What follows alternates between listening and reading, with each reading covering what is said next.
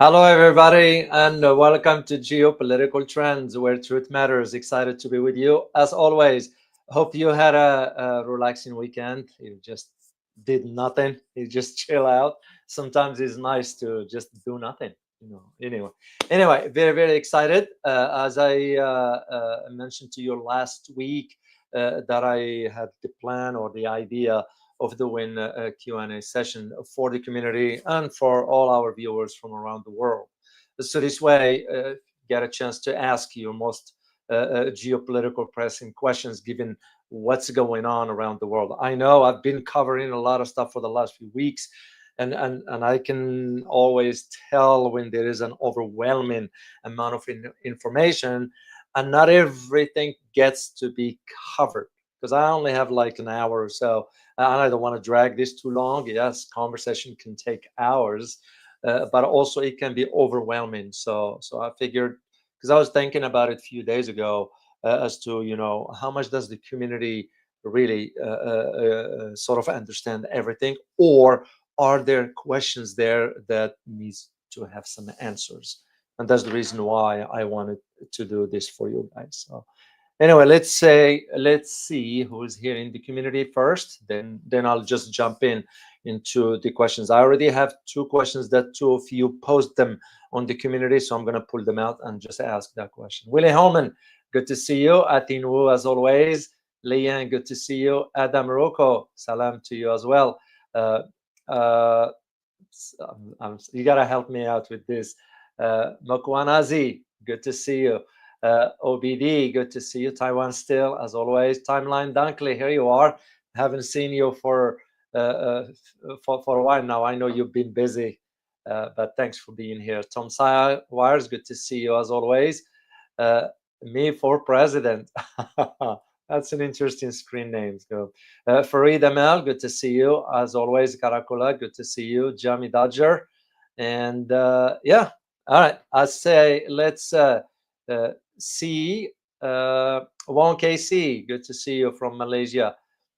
And Arsenal, good to see you. So, all right. As I mentioned before I'll do this, guys, by the way, I have some housekeeping stuff to mention to you, which I have one particular aspect to, and this one has to do with my upcoming conversation with my friend Einar Tangen. So it's going to be tomorrow at 2100 hours, which will be 10 a.m. the next day in Beijing. So I look forward to this conversation with Einar.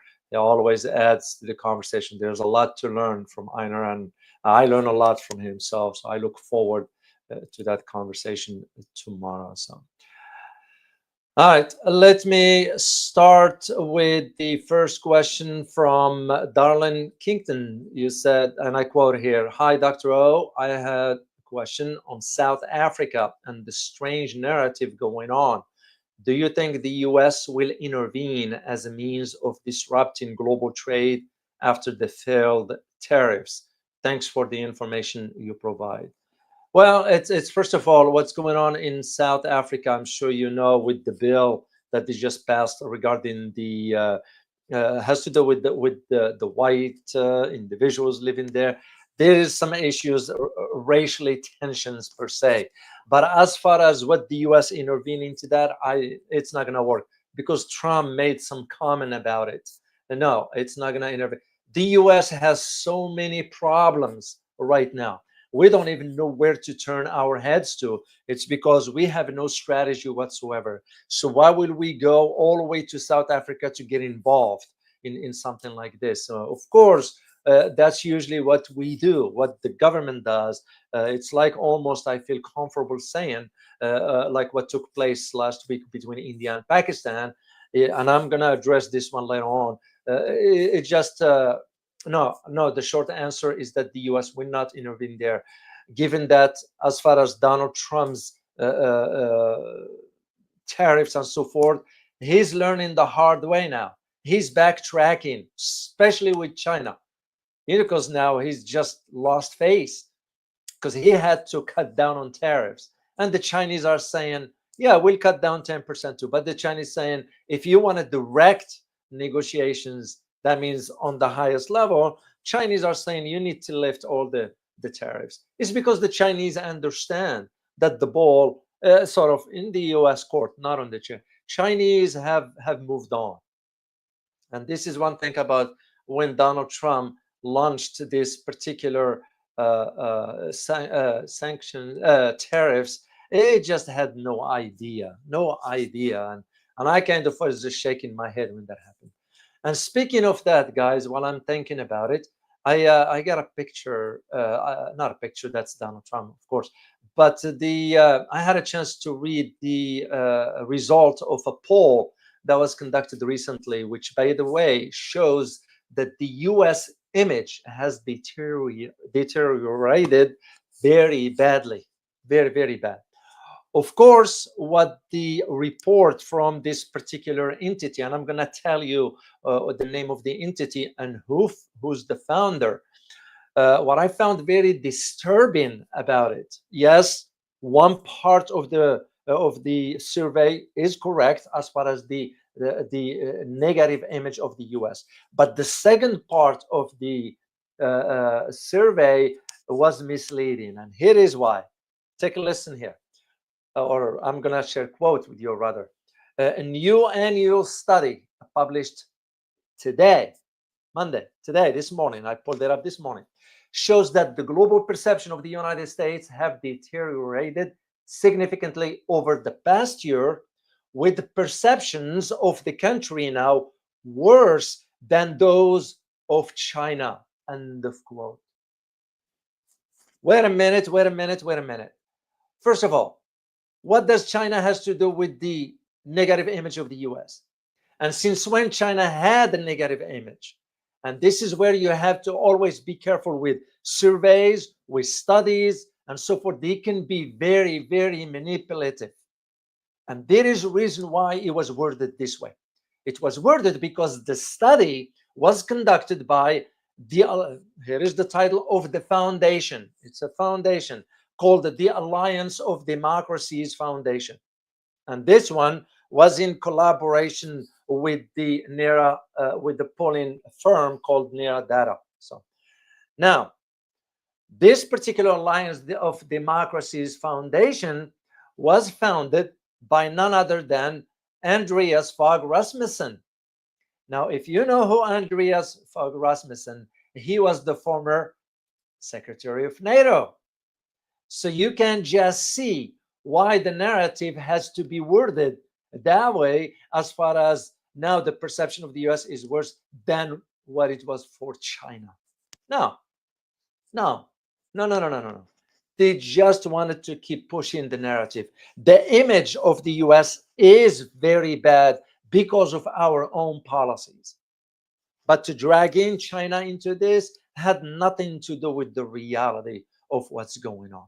This is a simple, that's a simple fact, as it was. Let me take a second question from American citizen that was posted on the community. Question is, do you still say the IDF will not stay in Gaza, the IDF, the Israeli Defense Force? The answer is most likely they will stay because of what's going on right now between the US and Hamas. The US has negotiated with Hamas the release of an American, his name is Aidan Alexander. It was just released today. Now, first of all, what the heck is this guy doing in Gaza to begin with? You know, are you fighting for the Americans or are you fighting for the Israelis? Which is which? That's usually the norm, you ask. And second, it highlighted now the frustration of Netanyahu because he is very concerned that now the US, Donald Trump, is negotiating with Hamas, which means what? The Israeli hostages have not been released. And that's bad news for Netanyahu. So it's just a highlight to you. But as far as what Netanyahu is planning on doing in Gaza, as a matter of fact, there is now, I've read some reports over the weekend that what Netanyahu is thinking of is that the idea of wanting to take over the Gaza, and with it will be West Bank, which is a wishful thinking. Ain't gonna happen. So that's so far where I see it going that direction. So, all right, let me see from the chat box. I'm going to see if there's a question from you guys, because this session is about you. So, and I wanted to answer your questions first, then I'll elaborate on certain question, on certain topics that's going on. Oh, Mary, good to see you, Mary. Salute to Dr. O and this well-informed chat from Maine, US. Good to have you here, man. Good to have you here. Let me see again. If you're really just type in Q so I know it's a question, I can read it quickly and answer that one. Timeline Dunkley, you said, Dr. O, I heard that Trump asked China for $1 trillion bailout debt bill for the American trade laws. I'm not aware of that one. The one thing that I am aware of, is that there are about $2.1 trillion. That's usually what we used to get when other countries buy our debt. Those countries are not buying our debt anymore. There is a serious problem that is going on in America, not because of Trump came to power. No. This one has to go all the way back to 1995. And if you know the history of what was going on in 1995, that was when the negotiations regarding the budget here in the US failed. And what led to after that? 1997, specifically on October 1997, which was the Asia financial crisis. Because remember, for the US, the fiscal year starts in October. It's not December, it's October for the next year. And from that financial crisis, that basically that's what pushed Asia to start to think for a rainy day. Do you know? You can tell the way Asia is today, it's because of what happened back in 1995, and they learned the lesson and they buckled up. That means they put a strategy in place. This is why Mr. Trump did not understand when he went on this berserk policy of imposing tariffs on the rest of the world, but mainly China, didn't understand that China has learned the hard way from what took place with the financial crisis of Asia financial crisis. Then what comes after it is the GFC, the global financial crisis. And if you know one thing about that, and I'm going to share it with you, there were a lot of capital that has left the US government. What do I mean by this? And this is a conversation for another day, guys, because that's a topic by itself. But nonetheless, I'm going to provide you some information just for you to be aware of what's going on. There were trillions of dollars that have moved out of the US government. So, of course, nobody knows what it is. As a matter of fact, the global financial crisis, which was triggered by the mortgage, you all remember, to those who are familiar with this, that was by design, by the way, just to put things in perspective. So, and again, I'm not saying something that is classified or that is just on the top of my head. These are the facts if you know where to look for information. And all this has to do with a much bigger picture. And the much bigger picture has to do with the BIS, the Bank of International Settlement.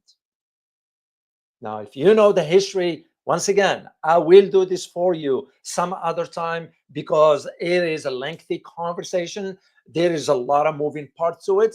All I wanted to share with you right now is just some basic information for you to start to think outside the box as to what's going on. So the BIS, the Bank of International Settlements, is a central bank of central banks. It has about 63 to 64 member central banks in it, with the Bank of New York, the Central Bank of New York, as being a member of the board. And if there are two things you need to understand about the BIS is this. I know we're not dealing with finance here, guys. I'm just providing you information that will be of use to you to understand what is going on around the world from a financial perspective that has been for the last few decades, and where are we headed. So, Here's the two things that you need to know about the BIS, the Bank of International Settlements. One, it has the sovereign immunity. What does it mean, sovereign immunity? That means that it has its own force. It's like a standalone entity, okay? It is above the law. No entity around the world can bring it to court. You can take the BIS to court because there is no entity that can do that, okay? That's one. So it's called sovereign immunity. So which, by the way, that gives you an idea of the likes of the Vatican, of the likes of the Catholics for the last 2,000 years, that they have not been paying taxes. You know, you put the two and two together and figure out. Second thing is that the BIS, the Bank of International Settlements, has the means and the possibility and the determination to move money secretly. And I'm going to give you a quick example. Let's say hypothetically, and this is just a hypothetical, you, the BIS, wanted to move $10 trillion out of the US government finances. You can do it.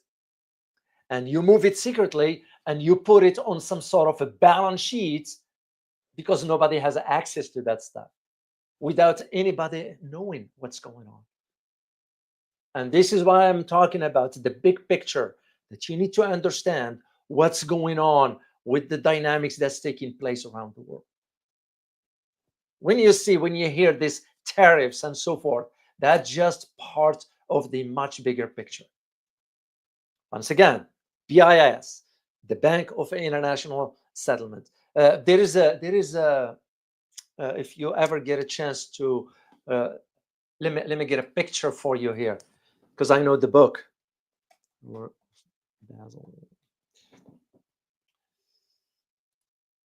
Okay, I'm going to share a picture with you. If you ever get a chance to read this book, you know, and again, it's just, if you want to learn, it's all about learning.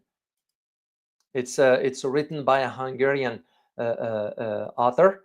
I can't pronounce it. Adam Libor. That's the name. Adam Libor. So here is the picture, guys. It's called, the book, it's called, and again, I'm not promoting stuff. It's for knowledge, because you need to know. Here is the book. It's called The Tower of Basel, because Basel, that's where the headquarters of the BIS, the Bank of International Settlements. So, and again, you're not gonna understand all this over if you read the book, whatever. You have to understand the history, and to understand history, you have to go all the way back to 1913, when all this started to set the motion till World War II, when the settlement was done between the reparations between the Germans, you know, after the defeat of the Nazis. And who was managing those reparations? The Americans. It was Dulles who was overseeing the transfer of the reparations of money. And this is where the Bank of England plays a role into all this. As I said, guys, that's another conversation, and I'm going to do it for you because I gave you my word. But I need you to understand at least the basics as to where things are and why they are moving the way they are. So, Matt Backey, you wrote, Dr. O, I think, or Doug, I think the narrative of a negative image for China was due to MSM narrative for the pandemic, and at the same time, non-sheltered and non-strong Chinese soft power. You're absolutely correct. You're absolutely correct, Matt, because things have changed now. It's and this is when, once again, and I've been following what's going on with China since the early 90s. You know, like I always say, the mistake that I made is I didn't embark on learning the Chinese language when the Pentagon reached out to me to join the military. So this is how, you know, and again, I don't blame anybody, I blame myself. So so of course that negative image had always, because you have to keep the narrative going. China is bad one, while at the same time Chinese were working on developing their country. I was aware now of their recent surplus. They just had almost 856 or 870 billion. Don't quote me on this exactly. let's say $1 trillion surplus. Do you know what they end up doing with that $1 trillion? Do you think they want to head and expand their military stuff? No, no, no, no, no. They reinvested into the infrastructure of the country, because they also have learned the hard lesson from the Trump's first term, when he went ahead and surprisingly imposed the tariffs on the Chinese. Well, where China is today versus what it was 10 years ago, whatever that was, it's very different. And that's something I intend to address tomorrow with my friend Einar Tangen. But you're absolutely correct, Matt. It's the idea of, we wanted to maintain that negative image about China, is because also we don't want the American people to see the truth and the reality about where China is. I was there. I went to the mainland. I went to Taiwan. I went to Hong Kong, Shenzhen, Guangzhou, Shanghai, where I stayed. And I saw with my own eyes the developments. And again, I've been around the world. I traveled around the world in all continents except for down under. I never made it to Australia. And I can tell where the condition of a country is. It's like here, for my country here, if you only see the level of poverty in San Francisco, certain corners in New York City, in Chicago, in Detroit, in LA, and it gives you an idea where the country is headed. And this, again, is tied back to what I talked about earlier regarding the financial aspect, is because those who are interested in moving this money in and out and so forth have made that decision back in late 90s. They lost faith in the system. It's because the system is not working anymore. And here is what the US wants. Do you guys understand what the United States wants? The United States wants to maintain a unipolar system. But guess what? We don't want to be part of it. We just want to maintain it, but we don't want to be part of it. In other words, we can operate outside the parameters of that unipolar system. Because that's what we want. Because with the unipolar system, we have the control from the financial aspect. Now, don't get me wrong. The multipolar system is going to be very complicated. And I'm not saying it won't work. It will. It just, you have to understand the countries who are agreement capable. In other words, if the countries are capable of reaching agreements. For example, to see this in a multipolar order, I don't see it happening with the likes of India. That will undermine BRICS. Because if BRICS is undermined, that progress towards this multipolarity, it's not going to manifest or progresses. You guys see what I'm referring to? Think of it like a chain. If it's interconnected. And this is where the problem that I foresee moving forward. So that's how I see it. Okay. Oh, Jack Robert, good to see you, Jack. I haven't seen Jack for long. Jack's been an avid supporter for a long time, and he didn't show up for a long time. Also, he had some other things to deal with, and it's always nice to see you, Jack. Good to see you as always. So, all right, let me see. And again, I am gonna be. Okay, Jamie Dodger, what happened in the last Iranian talks? They are really very quiet. The talks took place, and as a matter of fact, of course, what do you expect? The media is going to say, or both parties for that matter. Well, we are hoping. The short white paper that I read, it says that they are moving in the right direction. But all this to me is just flowery speech, because they haven't get to the details yet. Because it's a long road. And again, to me, it's a long road because Iranians have to move very, very methodically, because you can't trust the Americans. Today they tell you this, tomorrow they'll turn on you. So they're not gonna. The talks will progress. The talks will move forward. except that now you don't hear much about, well, the Americans were asking the Iranians for a complete halt of the Iranian processing. Good luck with that. Iran's not going to do that. And as a matter of fact, as you all know, the Saudis now, they are the one who wanted to now have an sort of access to the US nuclear technology. I will say you might want to think twice about that. That's just my opinion, knowing what I know. That's just the way I see it. So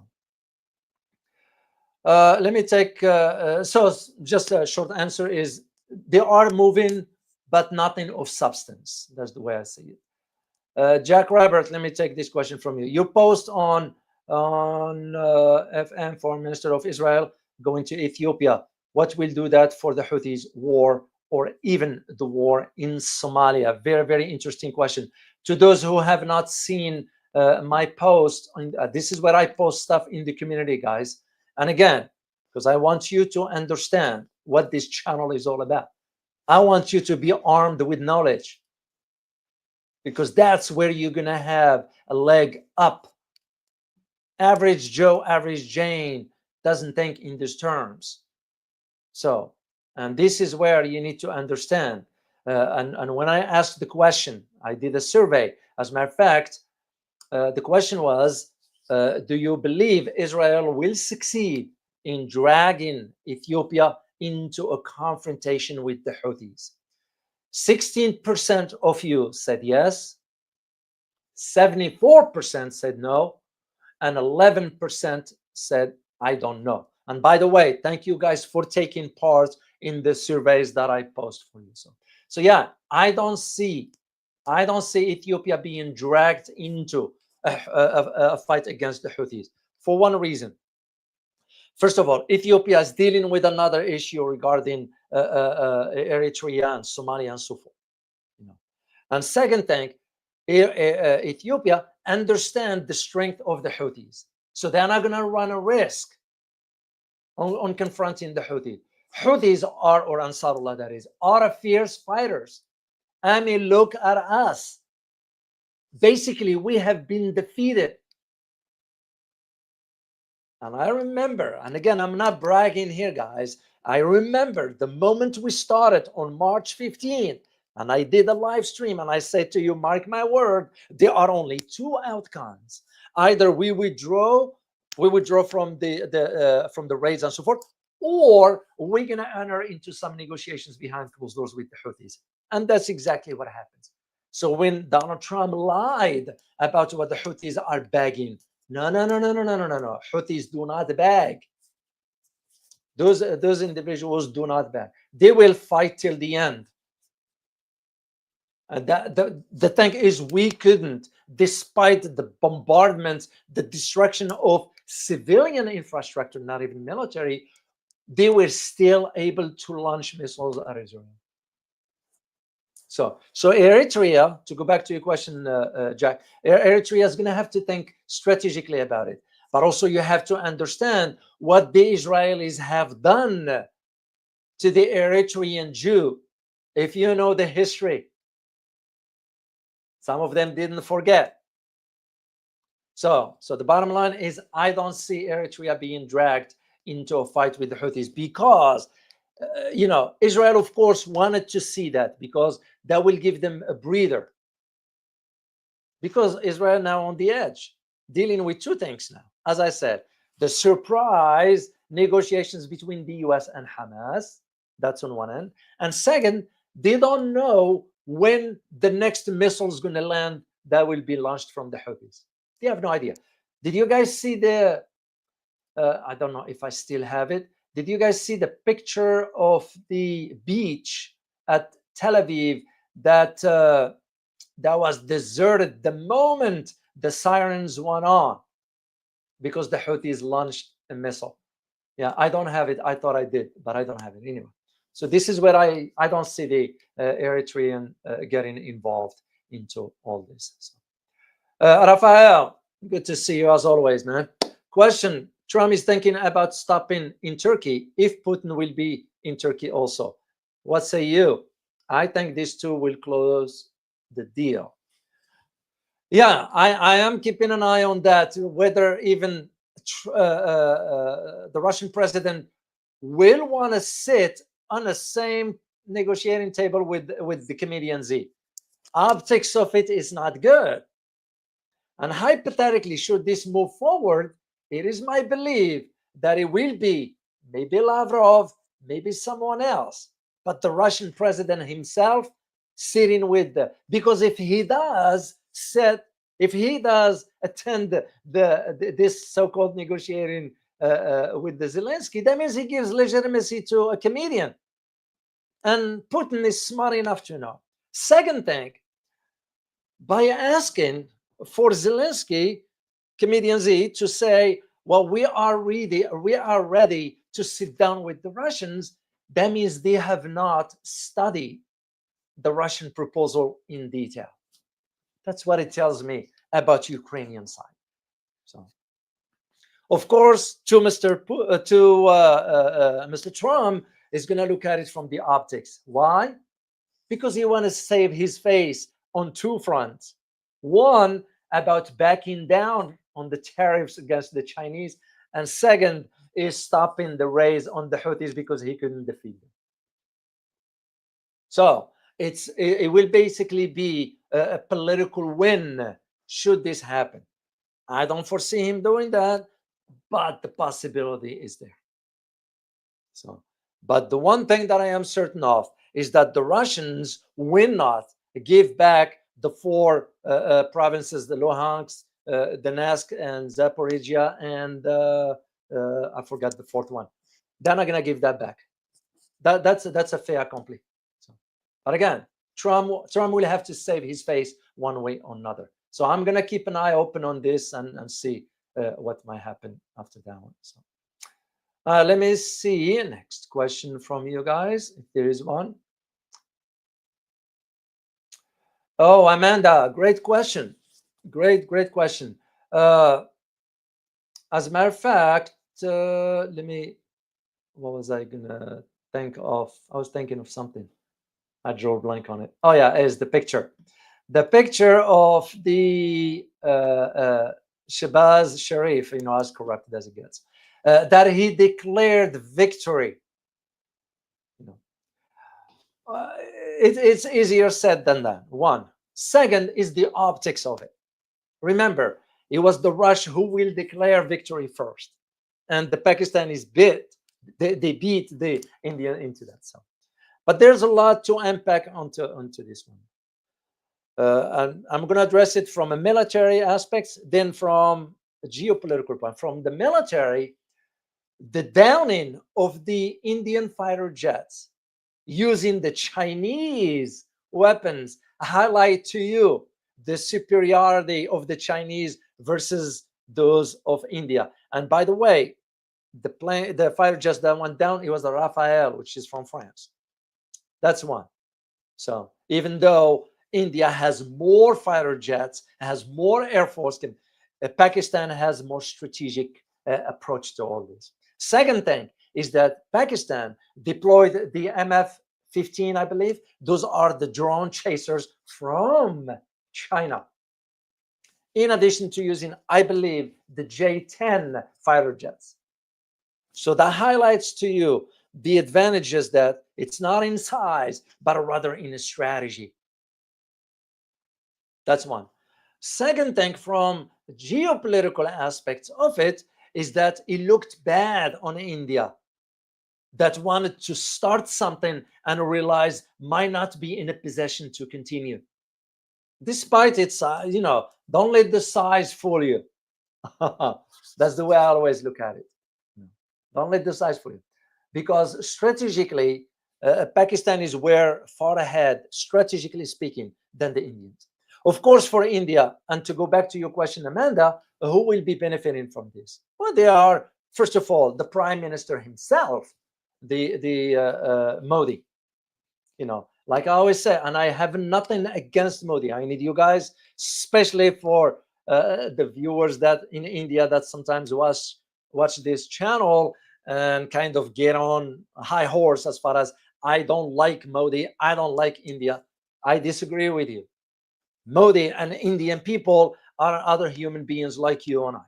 What I do not like is the manipulation that Modi is using while keeping Indian citizens at the bottom.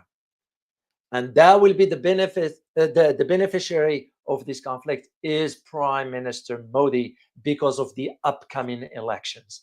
Remember what Modi have always advocated for: Hinduism at the expense of the minorities inside India. I mean, you look at just, and I did post this for you guys on the community when Facebook went ahead and shut down or blocked an Islamic page in India. And I asked the question, on whose orders? And it became clear, you're smart enough to read between the lines.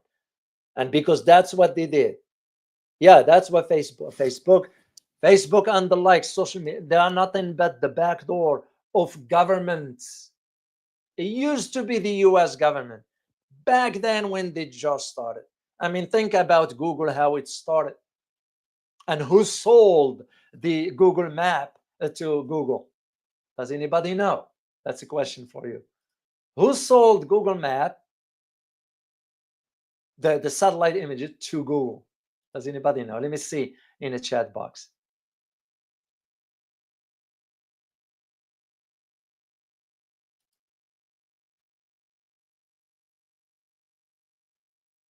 Okay, let me see here quickly.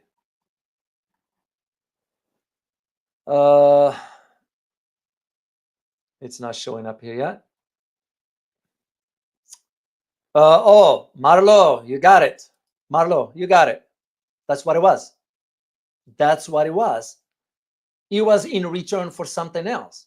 And that something else was access, the back door. Facebook is no different.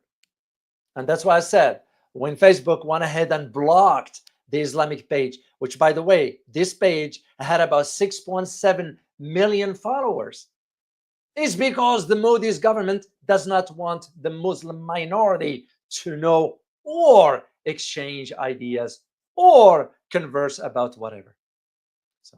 So it highlights to you as to who the benefits. The second beneficiary, in my opinion, is the US. And of course, in conjunction with Britain. Because if you think about the intelligence agencies, we always, and again, as one who works in Washington, I'm very familiar with how these things work.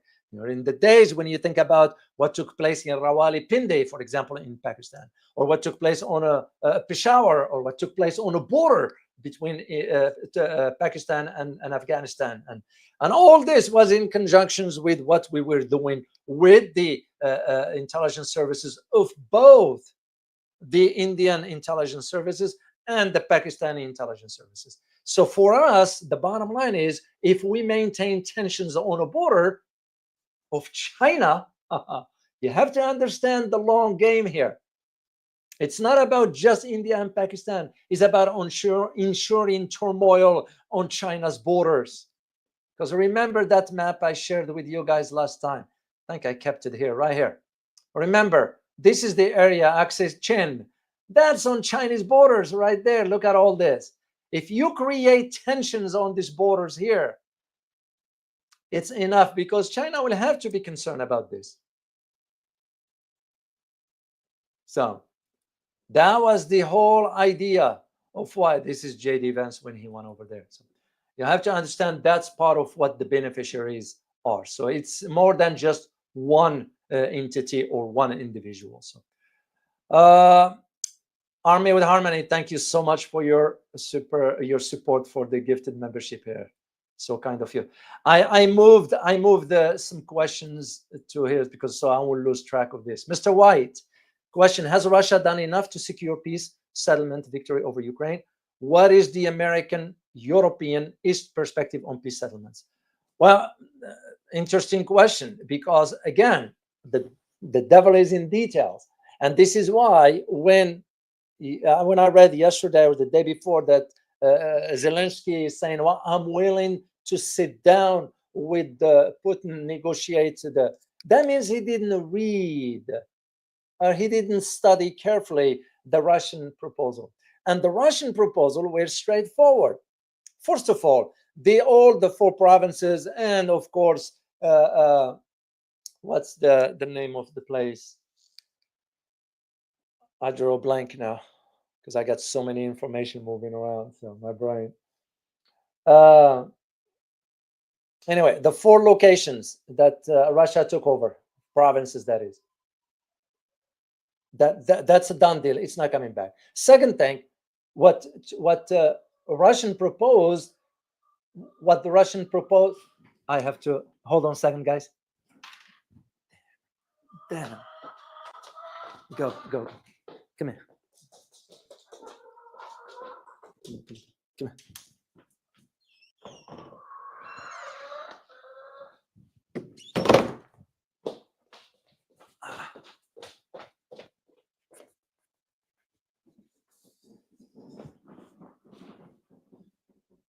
My apologies, guys. I had to answer that one. So, as I said, the second condition from the Russians was that Ukraine will never be considered for NATO membership.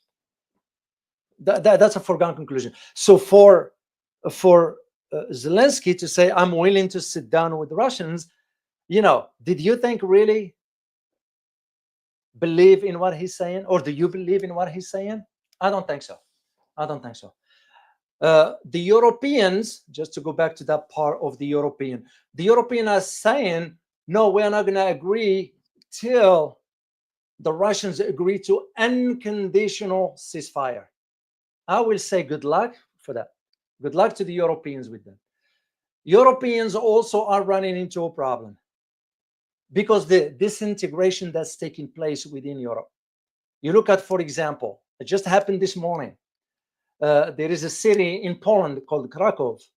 Okay, the Polish government, and this was announced by none other than Foreign Minister Tusk, that they shut down the Russian consulate in Krakow. So, makes you just wonder what's wrong with Poland. I even got a word that some people in Poland now have had enough with their government and with the European Union. They were burning the European Union flag. Of course, it's not going to be reported. And I have trusted sources there, seeing it with their own eyes. And this leads me to ask one key fundamental question. Will it make more sense for the European Union to disintegrate and allow each country to regain its own sovereignty? And this is why you're seeing the European pushing into this direction. And I am sure you guys heard what happened also over the weekend in Budapest with the Ukrainian diplomats who happened to be spies and were caught and deported the same day. Perfect. So this is how I see that peace settlement. If they don't agree to the Russian terms, then it will be the conflict will be frozen. And Russia has the upper hand in either way. That's just how it's going to go. So, next question from Pichiko Ron. What is the current state of relations between China and Bangladesh following the regime change operations there? Of course, with Sheikh Hasina, and of course, which was backed by India. This is why India is not willing to let the 3 countries manage their affairs. Which 3 countries I'm referring to? I'm referring to Bangladesh, I'm referring to Bhutan, and I am referring to Nepal. India is doing whatever it can to prevent those countries from ever reaching out to China for either infrastructure, whatever, even though it will make more sense economically for them to do so. So I do know what China had. China had already conversation, diplomatic one, with Bhutan, and there might be possibility of some conversation. I am gonna be looking for interviewing someone from that country used to work in the government. I'm working on it, and hopefully he will be able to join us here, and I'll ask those kind of key questions. But so far, Bhutan is thinking long term. As far as Nepal and Bangladesh, they are controlled by India because of, for example, I'll give you a quick example, the electricity. In the case of Bangladesh, I think they get electricity from India. But so far, I am not aware of any direct conversations between Bangladesh and China regarding this aspect. But of course, make more sense for China to keep an eye open on what's going on over in that part of the world. So that's my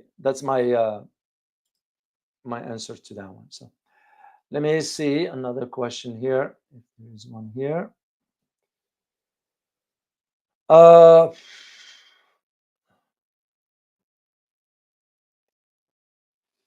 Francis Tango, is it really that the entrance of CIA protecting the dollar?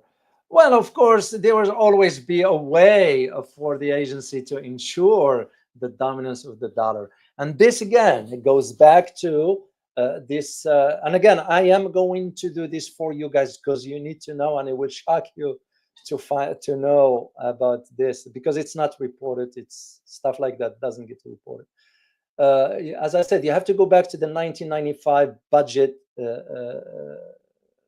negotiations here in the US that failed. And of course, what came after that, 1997, then 1998, the GFC, and of course, 9/11. All right? All this, what do they have in common? Is the financial aspects of it. Because what happened, and again, from the 1997 forward, there were a lot of capitals that had moved, money that is funded, moved from the US government. So, which means moved what? That means nobody knows where it is. And as a matter of fact, it's on a record there. You go guys, check it out. If you remember after 9/11, what did Donald Rumsfeld, you all remember who he was? He was the Secretary of Defense. What did he say in one of his briefings? And I'm paraphrasing here. He said, we have about $2.4 trillion missing. There are certain sources that have disclosed that there were about $21 trillion that have moved out of the financial system in the US government, and nobody knows what it is. And this is, again, where you have to understand the concerns. At least I have that. I've been wondering about it with this digital stuff, the digital money that controls by the government. You know what it means. They can shut you off anytime they want to. I mean, we all know what happened with the pandemic. That's an example. So, and all it is, the purpose. And the other question is, how are you going to maintain this? How are you going to do that with the digital? What would you need? You need to have a system by which you have an absolute control. How would you do that? Satellites, energy, transactions. This is why Donald Rumsfeld, when he made that statement after 9/11 about the $4.2 trillion missing, or 2.4, somewhere around that, it was more than that. And this is why, if you notice, to those, I was in the thick of it, and again, I'll admit it, I didn't see it at that time. Do I beat myself over it? No, I don't. What you're going to end up doing? You just have to forgive yourself and move on. That's, to me, the way I did it was when the decision was made for me, 2013, I'm out. Can't. I start to know more. I didn't want to be part of that. In clear conscious. It wasn't about just money. Yes, we're making good money and so forth. No. Because in life, it's not about just that. Because here's the thing. After 9/11, what was one of the things where the funding has been shifted to? The security state. War on terrorism. Funding was unlimited and unrestricted. It was for a reason. because you have to move money from one location to another if you want to ensure complete control. And to do that, and if you want to move into that direction of the digital aspect, you have to have a mechanism by which you ensure that control that is done through satellites. And the satellite part has nothing to do just with the control of that. It has to do also with the BIS, the Bank of International Settlements, ability to move money secretly anywhere in the world, whatever you want, because you control that aspect. And this is, again, you have to understand the big picture into this. So when Francis Tango, when you mentioned about the agency being part into ensuring the protection of the dollar, yeah, absolutely correct. Absolutely correct. Okay, let me see another question here. Oh, Karakolak, you're right. I drew a blank on that. Crimea. You're absolutely correct. Thank you for that. Thank you for that. Thank you, Matt. You also said Crimea, yeah. And a lot of people, a lot of us here in the West do not understand the history of Crimea. Crimea has always been Russian. Heck, Ukraine has always been Russian. So, and Kursk, that's the other one, Multitom. Thank you, guys. Truly appreciate you for that. And this is why you have to understand. And again, my key word to you guys, if you understand the financial aspect, it will make perfect sense for you as to why you are seeing the changes that's taking place around the world, especially for us here Americans, which that is correct. At Inwo, the chickens were out because I left the door open because I had to go and close the door for them. So that is where the challenge that I'm concerned. I'm concerned as to what lies ahead. So and for me, it's kind of, I'm getting into almost 60 years old, and I'm as long as I take good care of my health, I always fall back to that point. Your health is your key asset. This is why there is the what you call the financial wealth, and there is the living wealth. Living wealth consists of ensuring your health, taking good care of your health. Because what good money will do you if you couldn't move? That just have it's just the way I see it. So. Sangtan, I saw this question. Dr. O, know what's coming for the price of eggs in the US? Yeah, it was a fraud. Simple as that. There were no shortages. They basically, what it was just for companies to make a profit. And this is, once again, you have to understand the big picture. Now you are, meaning you consumer, bombarded with so many companies competing for your attention. Do you want to know what's your preference, your favorite, this and that and that? This is part of that big picture of control. That's what so the egg issue turns out to be nothing. So now prices going down slightly, but still it was just hypes about it. So, and I don't worry about that because I have eggs at home. So I don't worry about that one. Let me see. Francis Tango, for chat box, can you still buy eggs in the US? No, I don't because I have them here. So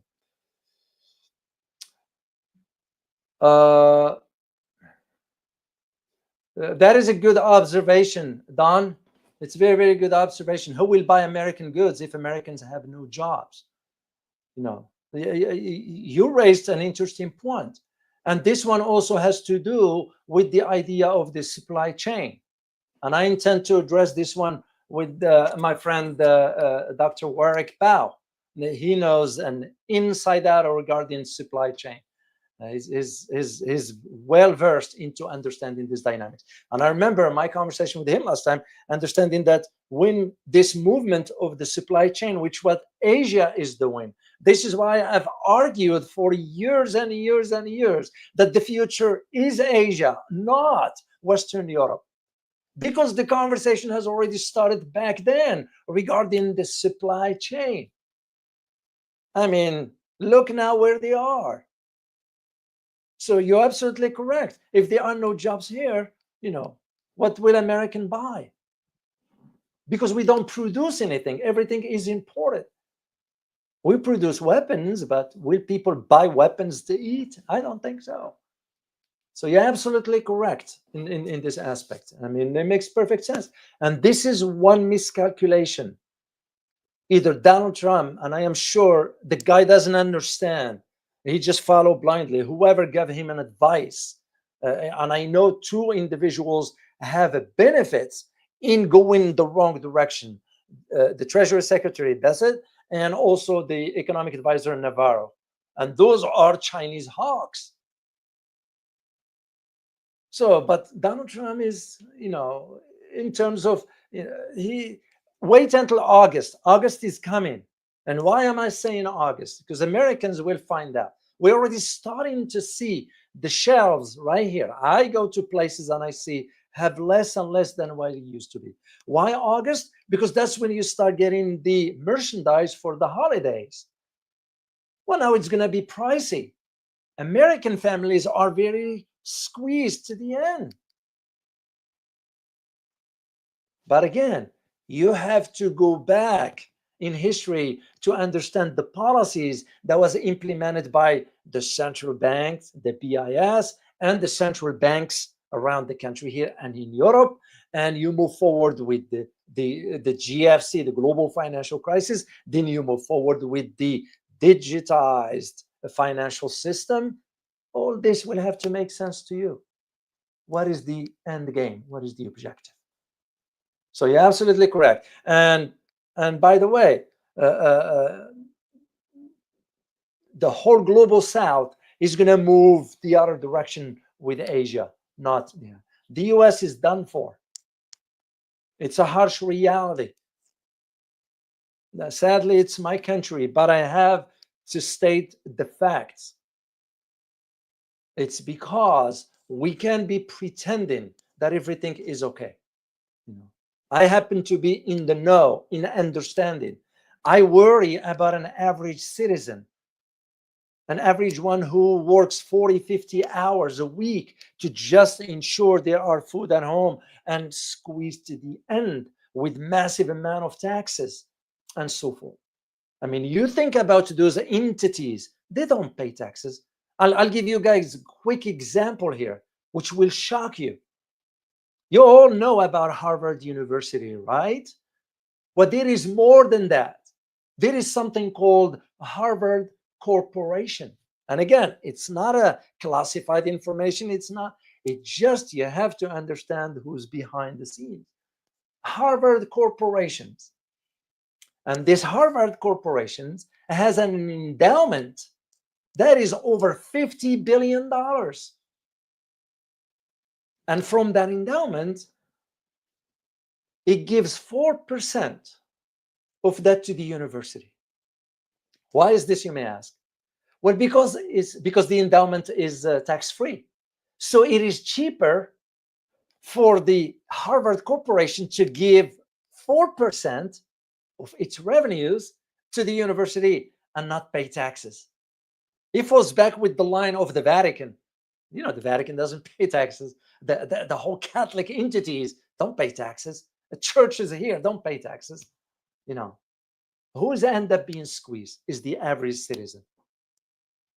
And out of that 4%, guys, and that endowment, it has also an investment entity within that with some return of about, to my knowledge, between 34 to 39%, which makes it perfect platform to invest. And who's going to control all that endowment? This is why the fight between Donald Trump and Harvard took a legal pattern. And that's why Donald Trump mentioned, Harvard will have to pay taxes, because we give them also millions out of tax dollars for research. Heck, it's a private entity. Why will I give them money? And that leads me to the much bigger question here in the US. As an educator, do I want to invest money for, let's say, sending my son or my daughter to Harvard to study? With all that investment, with that investments will be useless. It doesn't make any sense because institutions in America don't have anything to teach anymore. We don't know about the world. We don't understand.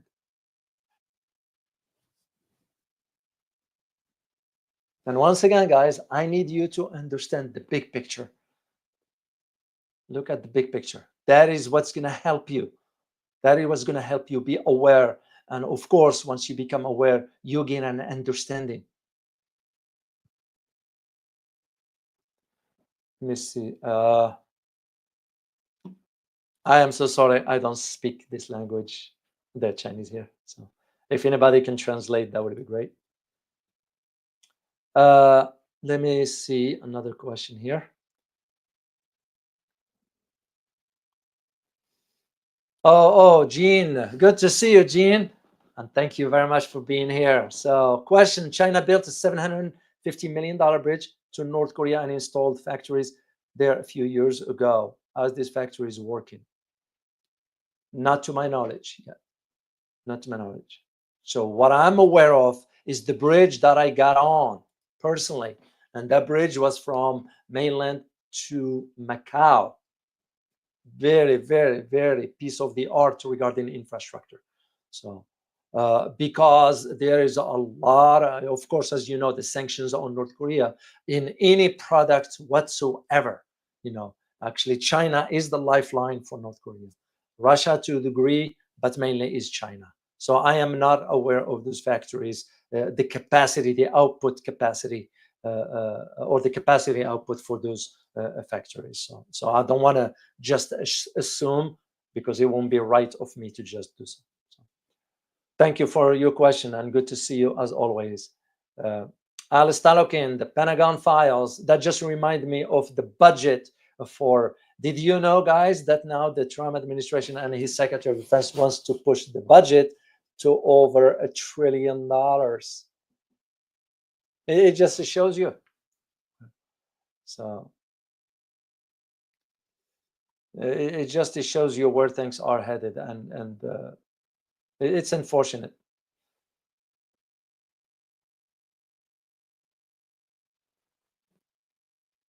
Okay, question, Orwellian. What's your opinion on the U.S.-China meeting in Switzerland? I'm going to answer it briefly because I found I have the same question for my my friend Aina Tangen tomorrow. So, and I'm going to ask him. But to me, it's just actually, believe it or not, it is my belief that the Chinese were kind enough to give an opportunity for Donald Trump to save face. But Donald Trump lied the way he articulated about, oh, we have now the Chinese negotiating with. Wait. No. Doesn't work that way. So, because Trump is exposed now. And that's usually the problem with when you lose your credibility. It's going to be very hard to reclaim that. So the negotiations so far, which were in so-called neutral country, Switzerland is no neutral, by the way. I after what I found out, the role of Switzerland in certain dynamics, and again, I'm not going to get into it right now. I used to think about Switzerland being neutral, but not anymore. Anyway, because Switzerland went ahead and sanctioned Russia too. So why will the heck with a neutral country enter into this? And that's no different than what Singapore did. Anyway, what was I going to say? I lost my thought.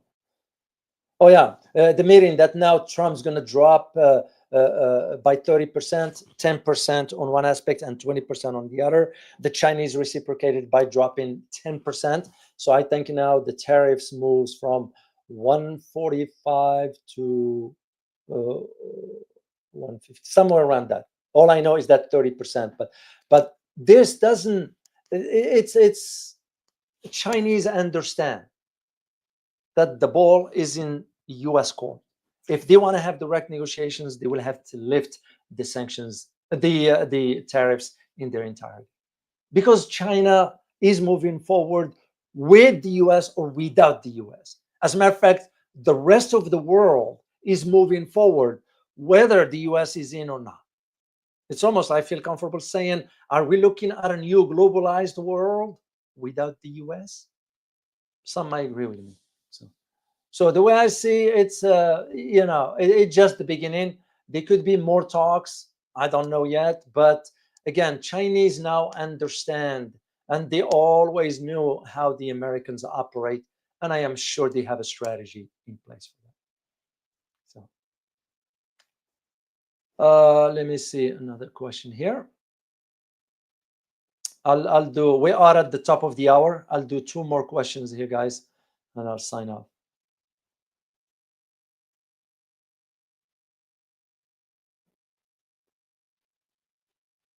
Ramples01, can you invite Catherine?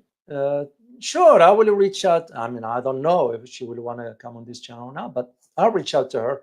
That would be great. I mean, given her position, for those who do not know, she served as the acting, assistant to Secretary of HUD.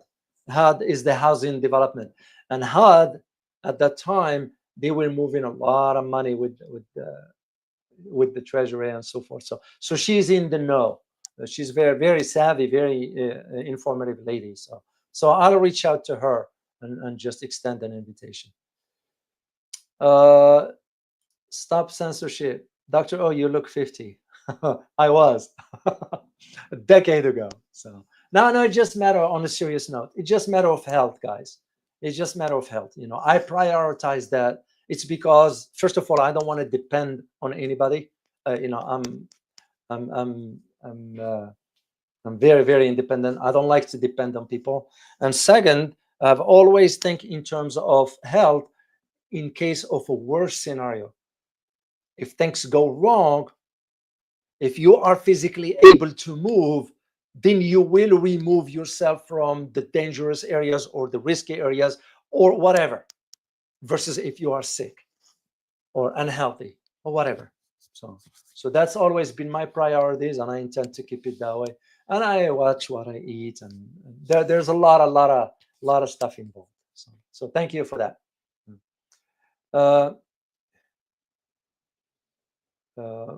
Okay, let me see one more here. Then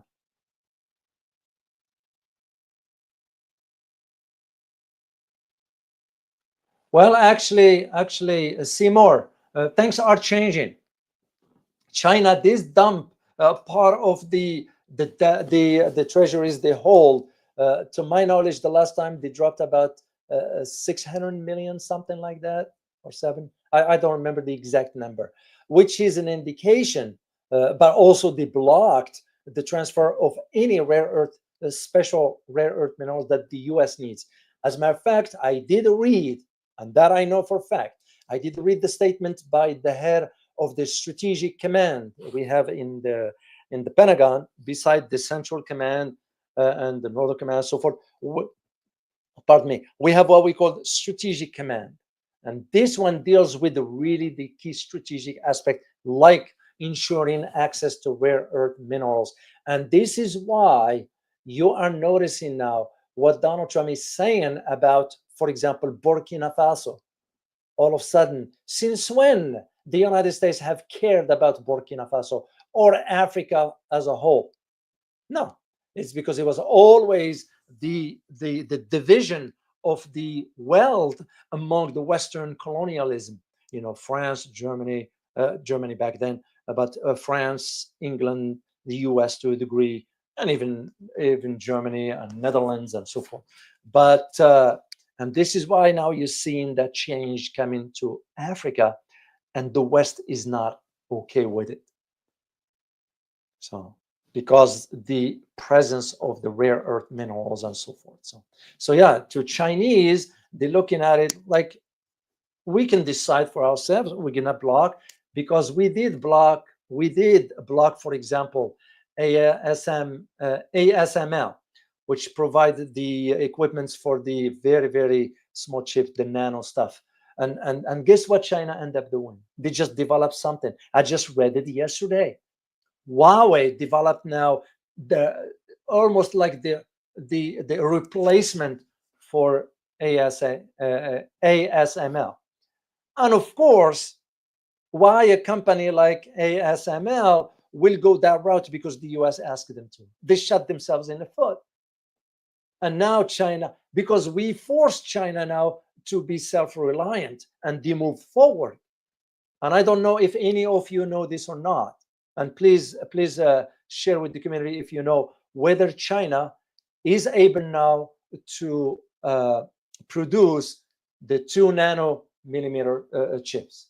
I'm aware of they were working on 3 nano. I don't know about 2, because that's one company, the one in Taiwan, produces the 2 nanos. So this is where I see, yeah, the Chinese have moved on. It just matters for us now to decide how we want to deal with China. Simple as that. Either cooperate, or we're going to be butting heads with the Chinese, but the Chinese not going to care. They're going to move forward. They're going to move forward. So that's the way I see it.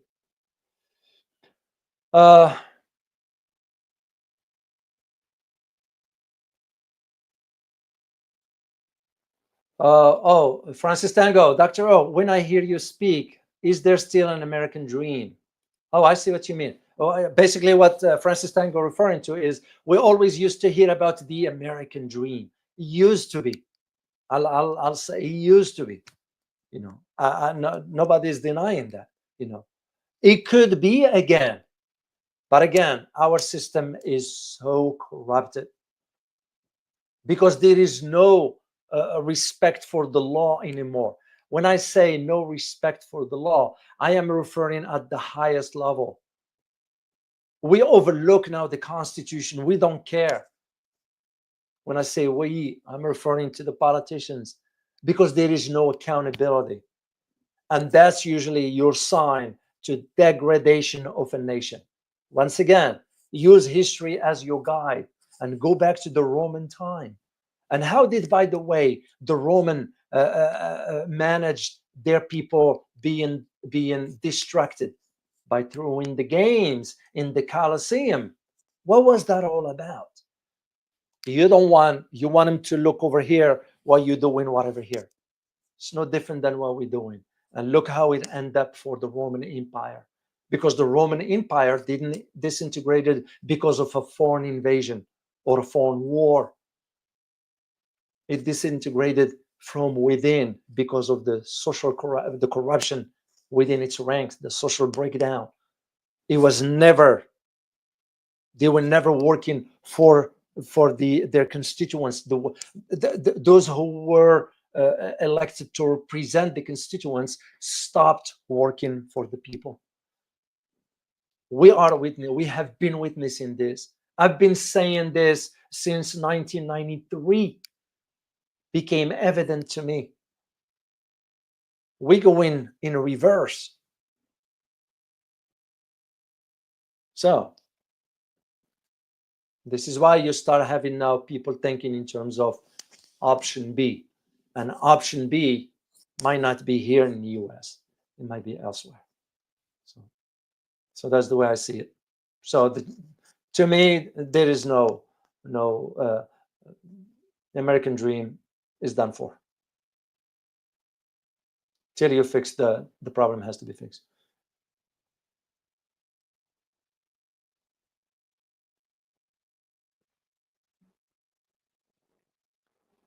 Okay, let me see if there's all right.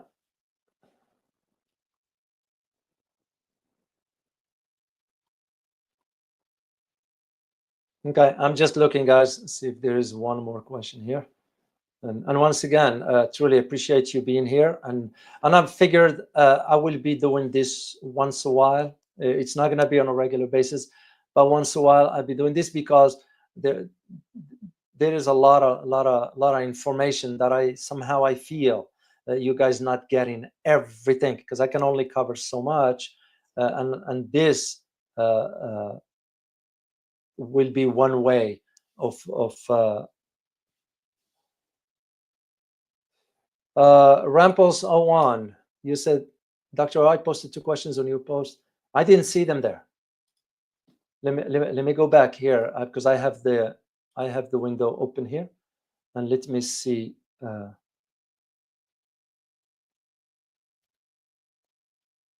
Okay, let me see here. I'm opening comments.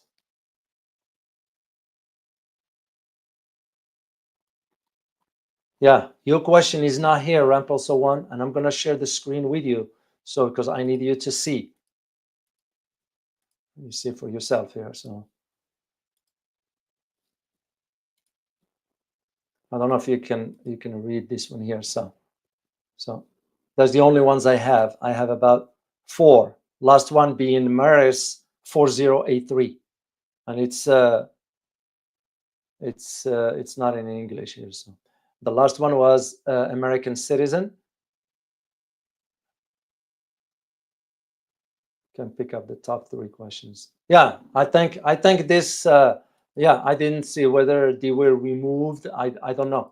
I can't speculate here because I didn't see them. So, and I think this is how we learn, guys. That's how we learn about things. Next time we do this, prepare your question ahead of time.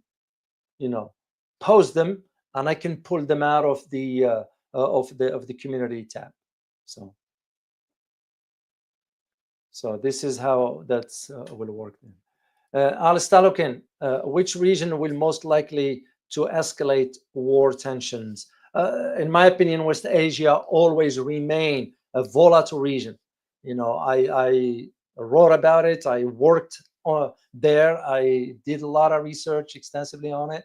And so always throughout its history, there will always be. But I'm also not discounting. I am not discounting the South China Sea area also. And I wouldn't even rule out Africa, especially the Sahel region, could see some tensions there as well. But if I am to do the priority, the West Asia will be the one to focus on. That's the one I see where the most tensions are going to be. Guys, I am going to sign off here. And once again, we're gonna do this again. I am gonna I'll do Carlos Ventura. I saw one here quickly. Question: was it going to be the Duterte effect on Philippines? This midterm elections on May 12th. Yeah, there's the Philippines, and I am waiting till see what the results. And I'm gonna reach out to Professor Anna Malandag and have her share some of her insights. Philippines is another country that is. I was hoping when Marcos took over, was hoping he's going to lead the Philippines into the right direction. I misjudged that one. But again, at the beginning, he showed that the sign. That's what led me to my conclusion. But in the middle of the road, end up being forced to flip. And that's, to me, where I start to realize, did I jump quickly to the conclusion here? Did I rush into this? And once I start to see the moment he signed that agreement with the U.S. Department of Defense, then I say, that's it. That's it. There is no developments for Philippines. He's going the wrong direction under the U.S. orders. All right, guys, I thank you for being here. I'm very, very grateful that you were able to join us here. Remember to join me tomorrow at 2100 for my conversation with Einar Tengen. We're going to be having a fascinating conversation. I have some very, very specific question for Einar, so we'll be able to discuss them tomorrow. So this is the link to, if you want to support my upcoming Asia trip, that would be great. I would greatly appreciate that one. And here is the for the channel. I want to say quickly thank you to Paul for buying me coffee for in support of the channel here. So thank you very much, Paul. I appreciate you guys. All right, guys, I hope you all enjoyed this, and we look forward to doing it again. As always, remember, geopolitics impact your daily life in more ways than one. Till next time, guys. Bye bye.